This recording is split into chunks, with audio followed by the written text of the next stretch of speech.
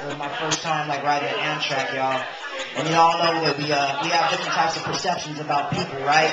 So I got on the Amtrak and the guy sitting next to me, he had tattoos like from his head to toe, and I was scared because I had my PSP, my iPod, and everything else, and I thought he was going to kill me with my electronics. So something interesting happened. I wrote a piece about it. So here it goes, about perception. There's a natural conception that perception is truly reality. The older I become, I see that this is all fallacy. Looking into a mirror, I saw him staring back at me. What a tragedy. Even he, being me, was too dark to see. So unbeknownst to the world, I committed a fatality. There's the reality.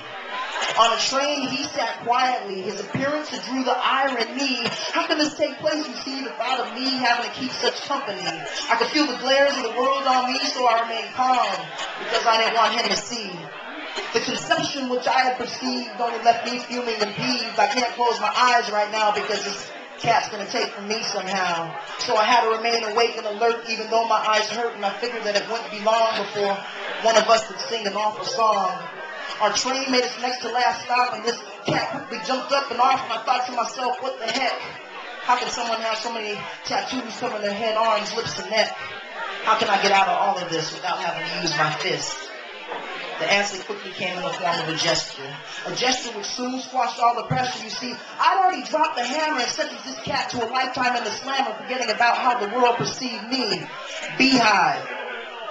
Perception isn't always reality.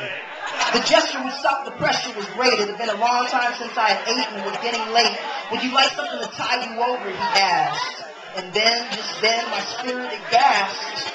I can't possibly take your food or candy, I replied, simply to save face and saving my pride. He insisted and persisted. A moment too later, candy and food were passed, and I quickly grabbed those items out of his grasp, and I thought to myself, man, how's all this time passed? And I realized no one is automatically your friend, so the question is, when does perception begin? I asked him his name, and he looked at me twice, one for good measure, and the second because now I was acting quite nice.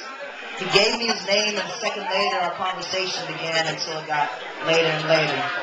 Our train made its last stop, and I watched this cat slowly walk off, and I thought to myself, without Snicker Allen, I would have remained trapped by my perception and my own brain. Snicker Allen.